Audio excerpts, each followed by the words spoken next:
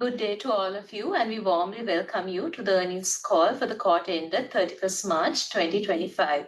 So on the call today, we have Moez Rehimanji, Group Chief Financial Officer, Sabrina Yusuf Ali, Managing Director, Hemas Consumer Brands, Dinesh Atapattu, Managing Director, Morrison, Risni Faizal, Group Growth and Strategy Officer, and Ishani Ranasinghe, Head of Group Corporate Communications and Sustainability. So to start off the call, Moez, over to you to give the opening remarks. Thank you. Thanks, Hazel. Good afternoon, everybody. Thank you for joining today's call, which is the quarterly earnings call we have at the end of quarter four as well as financial year. To start off with, it's been a successful year that we completed as a country as well. Our international sovereign bonds have been restructured successfully, and we're well on track in meeting all the IMF targets and expectations. During the quarter that we just concluded, all the macro indicators have just kept getting better. Inflation has further, the deflation environment that we started on it from September 2024 has continued. The rupee is stable with a marginal appreciation. For the sixth consecutive quarter, Sri Lanka's GDP has continued to grow on a positive trajectory. And very importantly, the budget that was announced about 6 to 7 months ago did not have any surprises. And the good news is that there is improving consumer sentiment also in the horizons. With that, I'll pass it back on to Hazel. Thanks, Moez. So moving on to Sabrina. So consumer brands business has faced significant headwinds during this quarter. So how did the market plays out during the fourth quarter, and what are the trends that you have observed during this? Sure. So I think it's really important to remember that we did have a deflationary quarter, which is why we're seeing declines in pricing across major segments like personal wash and laundry care. However, the good news is that this is resulting in consumption growth. The industry is seeing volume growth come back. Consumers are moving to larger categories. And it's also been a good time for brands because as the pricing in the market is coming down, we see a lot of the consumers re-looking at or coming back to the brands that they bought before. Quality is becoming much more important. So I think for a branded business, this is good news. Also, what's really interesting from a trend point of view is that last year, because pricing was quite high and the profit pools in the industry was significant, we saw a lot of low-priced competition come into the market, which resulted in the growth of the discount segment and competitive intensity in the industry being at an all-time high. The good news is that with the price reductions, we see this competitive intensity come down. The discount segment has shrunk, which again, I think bodes for a decent year for brands as we go forward. So that's something that I know it was a difficult quarter, but that's something that we're really looking forward to in the coming quarters. Thanks, Sabrina. So in terms of, say, our international operations, could you also give us an update in terms of Bangladesh and even any possible expansion into any frontier markets? Yeah, so the Bangladesh business significantly outperformed market. The macros in Bangladesh were quite volatile over the year. The good news now, the macros are much more stable. However, the business and the teams were able to deliver significant growth above market. So we grew double digits in Bangladesh, significantly ahead of the other players in the market, particularly on the back of our hair oil segment, both with Kumarika, which is the brand that we've sort of had in the portfolio for a long time, but also with the new brand that we introduced, Eva.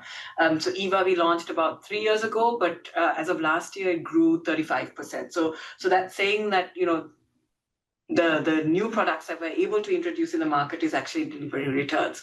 And in the market, we've sort of sharpened our strategy to focus on the MAC consumer, which is the growing middle class. And essentially what we're doing is we're focusing our innovation, our portfolio to serve that segment of the population better. So on the back of that, we launched into the male grooming segment, targeting young men in the MSC segment in Bangladesh under a new brand called Vibe. And so early signs from the market are good. It's really able to create some kind of disruption and innovation in the market, and we're seeing month-on-month growth. Thanks, Sabrina. So also going forward, what will be the key focus areas for our businesses?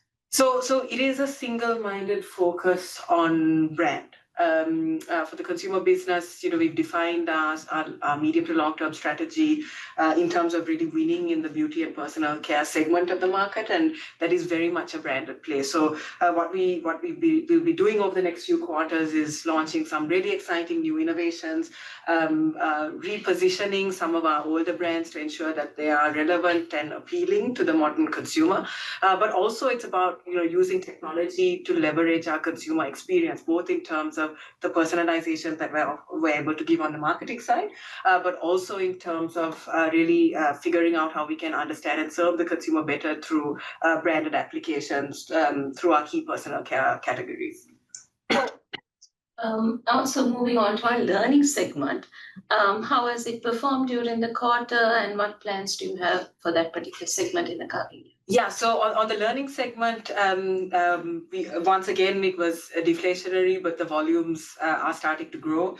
Atlas is a very, very strong brand and held its market share even when the discount segment was increasing.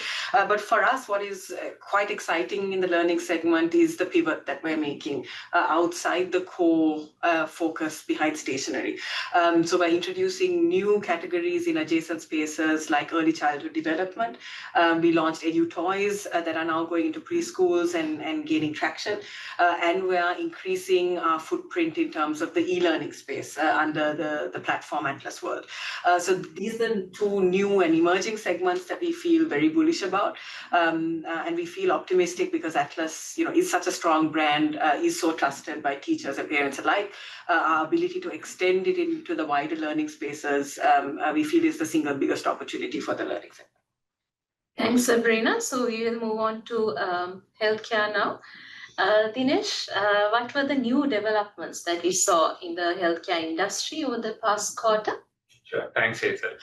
I think the news that we shared over the last 2-3 quarters is especially in terms of the health point of view, policy point of view, there's good developments where we saw MRAs becoming more transparent and efficient. We saw a lot of backlogs were cleared.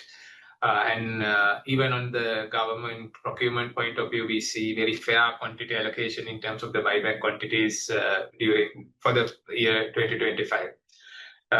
Only thing is, before 2 weeks ago, the MRA CEO has resigned, and there's a little bit of chaos that is happening at the ministry level. Some seniors were moving out, which we don't know how it's going to be really play. So we expect government will intervene and keep up whatever the good work that was happening over the last 1 year to be continued. So then there's more transparency, there's more efficient regulator will come into the picture. On the other hand, NMRA has gazetted the price formula.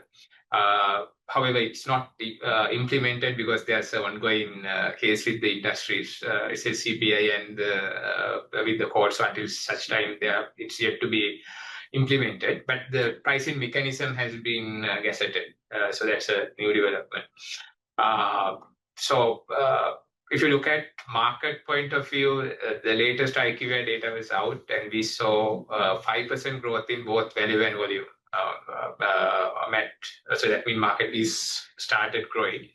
But the important thing, if you analyze the data and how the market is moving, there's a clear shift for products for more affordable solutions. That's one. So we see volumes of the new brands and then the affordable volumes are moving, and that's one trend. And the other trend that we are seeing is also, I think medical professionals and the consumers are moving towards more new novel therapies because those products are available at much affordable price compared to a year back. So that's a clear trend that we are seeing. So there are some of the new development in the industry.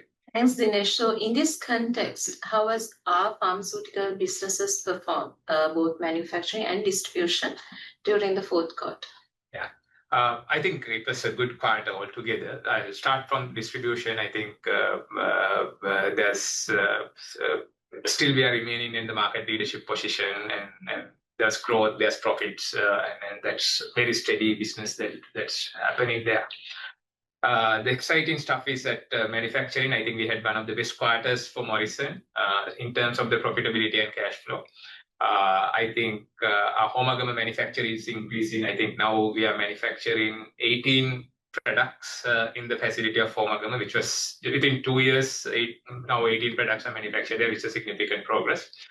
And our efforts to the Morrison branded segment is, I think, is kind of working because we launched the brand with the purpose of making premium healthcare affordable. I think within 2 years, that brand is taking a significant traction, especially on the success of Empamo.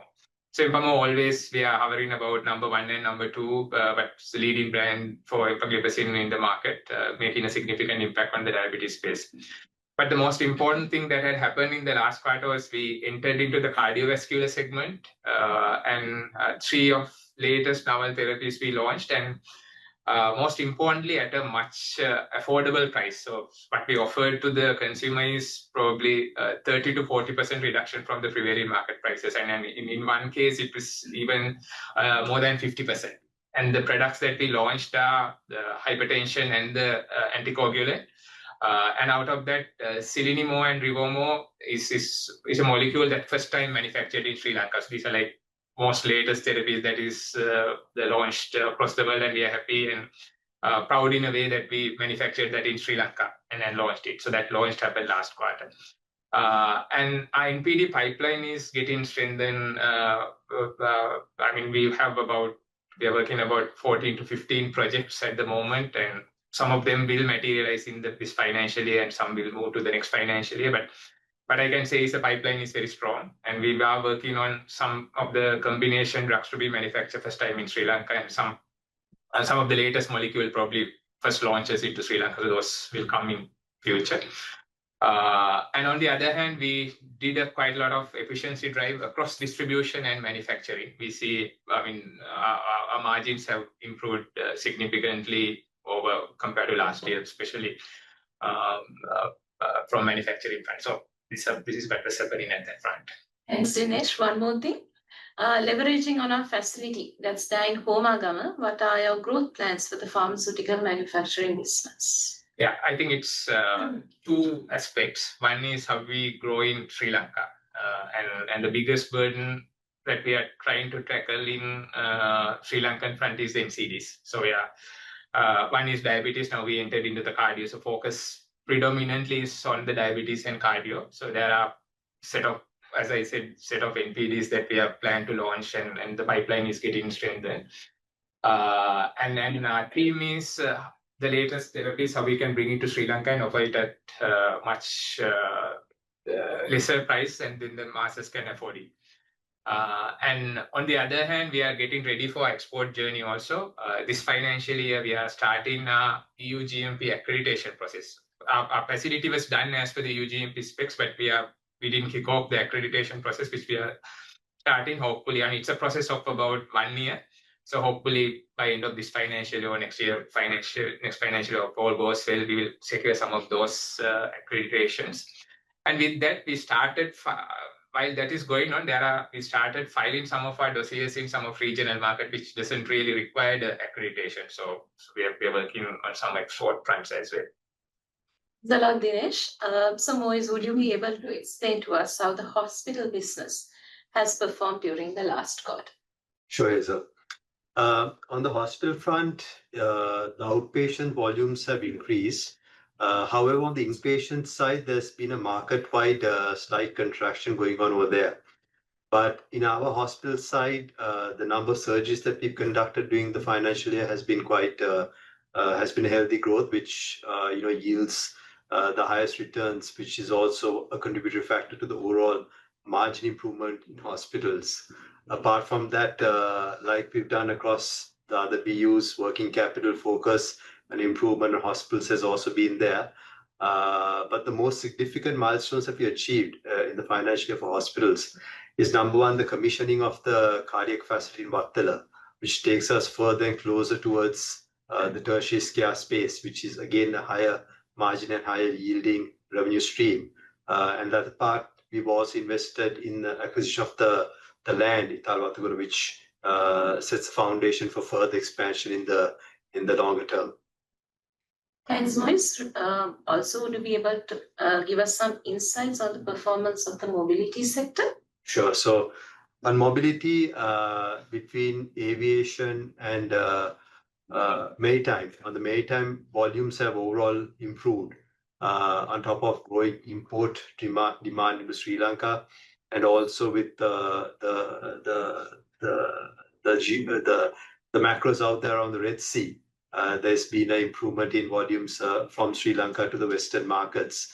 The rates have also increased, which have more than compensated for the reduction in rupee equivalent terms due to the slight rupee appreciation.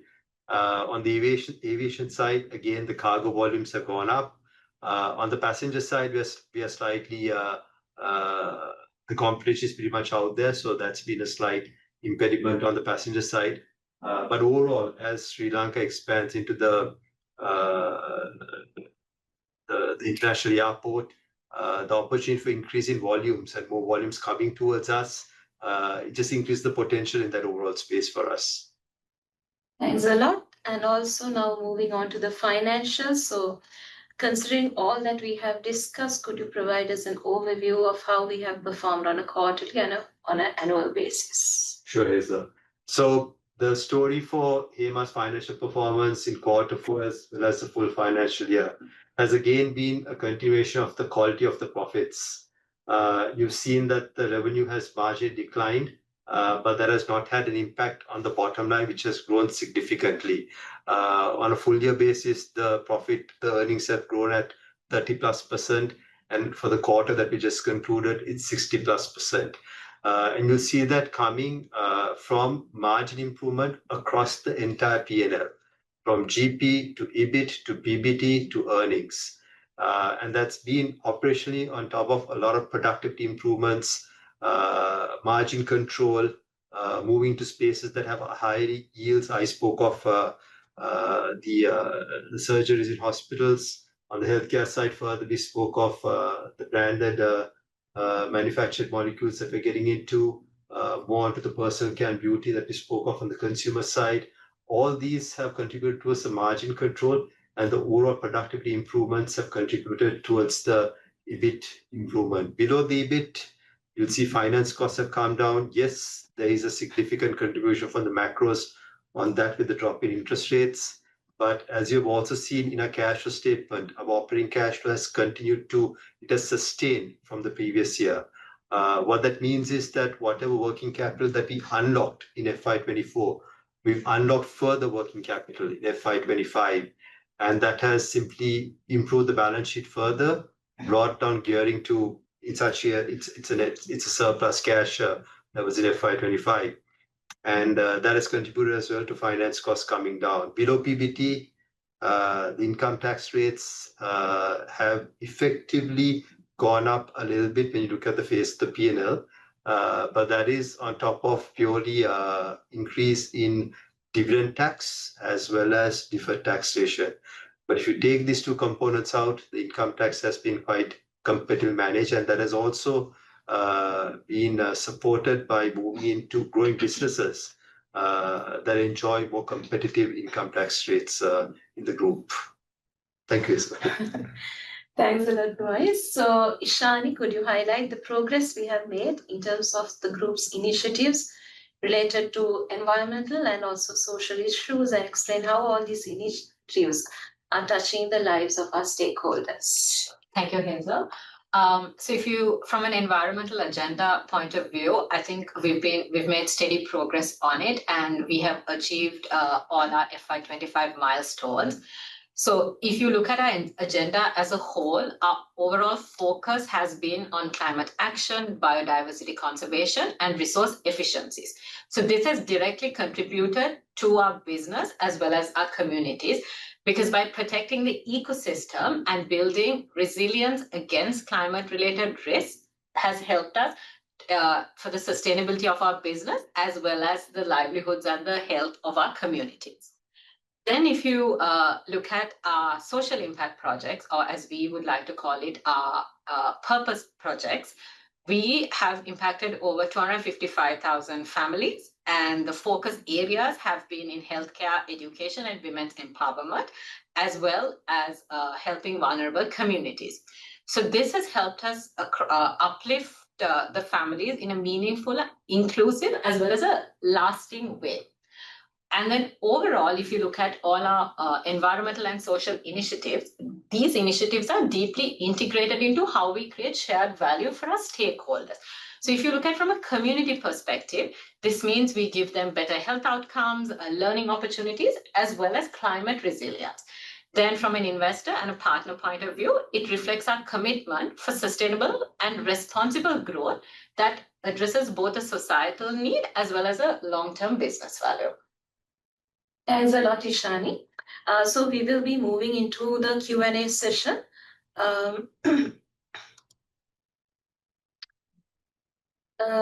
Sabrina, first question over to you. Do you see volume degrowth in local home and personal care categories? No, we're actually seeing an improvement in volume, and the decline is largely coming from the decline in pricing. There's another question saying, are you seeing volume contraction again? Yes. No, so if from Q4 the volumes have started to pick up. So yeah. Moise, would you like to take up this question, which reads, what led to the drastic drop in revenue during the quarter? So if you look at the quarter four split, the revenue drop is coming predominantly from the consumer side, whereas healthcare side it has picked up. And on the consumer side, what's going on with the revenue and volumes is what Sabrina already covered in her explanations.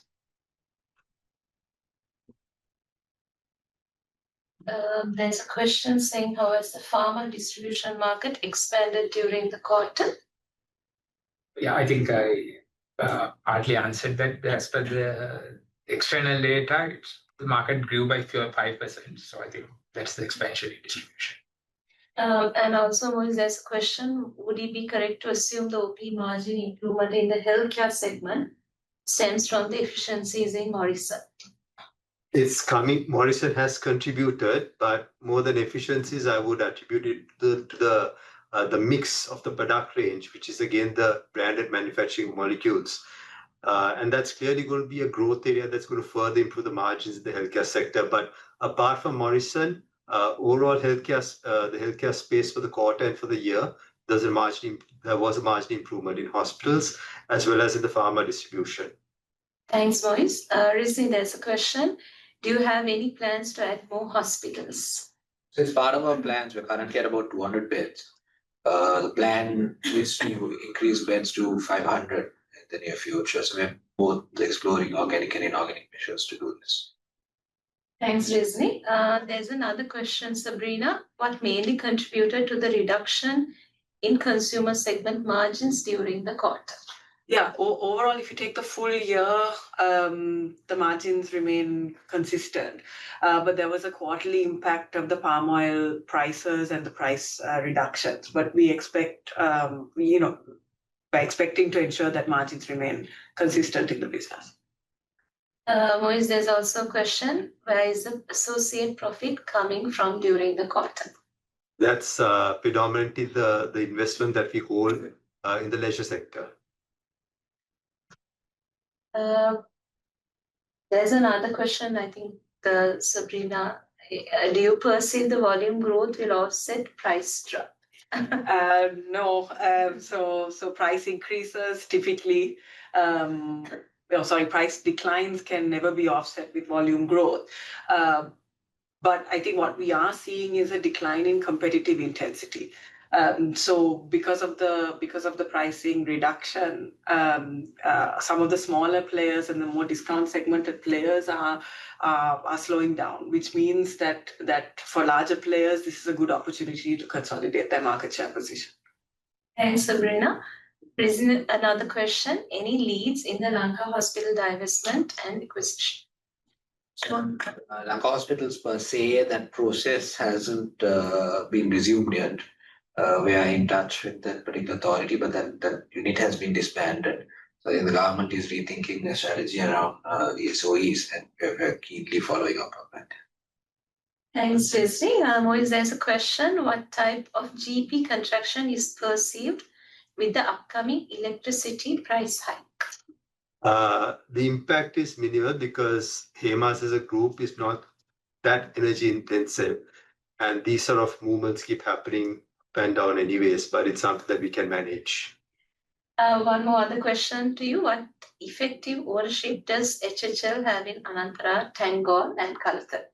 51%, correct?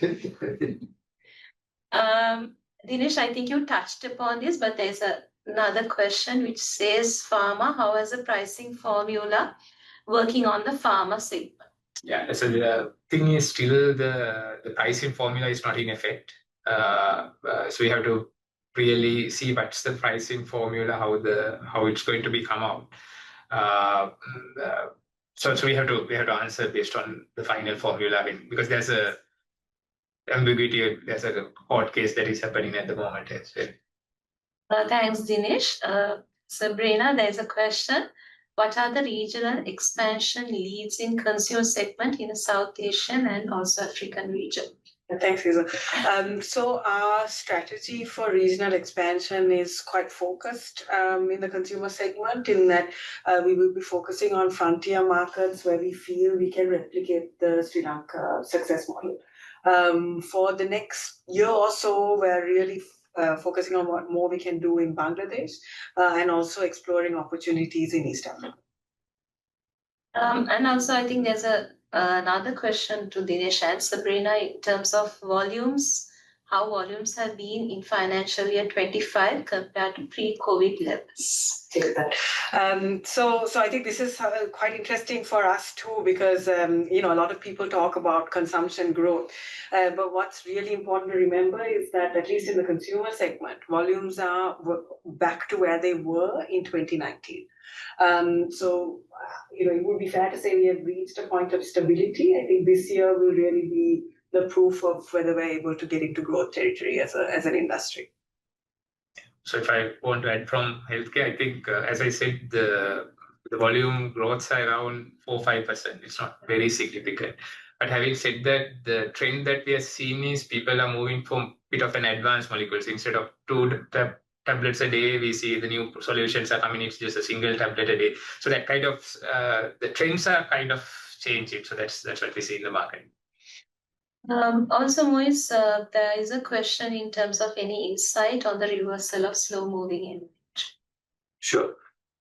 So this, as you all, what we mentioned last financial year as well, is that if you look at the inventory levels starting from the closure of FY24, Hemas Group had ramped up its working capital in order to continue servicing the market because of the economic financial crisis that we went through. And with those kind of inventory levels, it's only natural that there was some extensive aging happening in the previous financial FY24, which is what we explained at that point, and hence there was a provision charge to the P&L due to the aging inventory. And those aged inventories have now started reversing in FY25, which caused the reversal as well. Thanks, Moise. I think there's another question in terms of the learning segment as well. When do you expect the seasonal quarter to be for the learning segment in financial year 26? So the schools haven't announced that yet. So as soon as they do that, we will be in a position to disclose. And also, do you expect the palm oil price to impact FMCG margins in the next quarter? So palm oil prices are going up, but we're also conscious that the impact on the GP line is mitigated by currency and oil prices being down. So what the business and we expect the industry to do is to ensure, and it has done this in the past, where pricing increases offset commodity impacts on the GP line. But we will only do it if it starts to erode the GP line. So essentially what we're saying is we will keep our GP margin profile consistent. Also, there's a last question which says, can you shed some light on the learning segment volumes versus price as to what led to the revenue drop? So volumes in the learning segment, we have started to see growth largely on the back of Atlas taking a price correction. We saw over the first few quarters of the last financial year, the discount segment growing. And so this is something in the core business that the team has managed to stabilize. Atlas, as I said, is a very strong brand. And so market share has actually grown over the period. For us, the learning segment is two-pronged. One, it's about ensuring volume growth at pace with industry for the core business, but it's also about ensuring that we get into more premiumized spaces in books and water bottles and bags, so ancillary segments in the back-to-school segment, where we see room for premiumization, where we see household penetration and organized sort of branded businesses being sort of low in competition. And it's also about getting into new spaces like early childhood development. So as I said earlier, for us, the learning segment is maintaining growth or volume growth at pace with industry in the core segment, but really making sure that we extend into emerging spaces within the learning segment in the country. So we have answered all the questions that are there in our chat box. So alternatively, you could always drop us an email on ir@hemas.com and we'll be happy to help with any queries. So Moise, would you like to give any closing remarks? Sure. Thanks, Hazel. So overall, it's been a year of very strong financial performance, be it from a P&L standpoint, be it from a balance sheet standpoint, or be it from a cash flow standpoint. And that strong financial performance creates the ideal runway for future investments that we plan to get into, which in the long term will increase shareholder value. The group has also secured the AAA Fitch rating for the 6th consecutive year. We also concluded a successful share split 1:5, which feeds well into the whole long-term plans of further increasing shareholder value. So on that note, I will wrap it up. Thank you everybody for joining, for your interest, and for participating in this call. Thank you. Thanks a lot, everyone.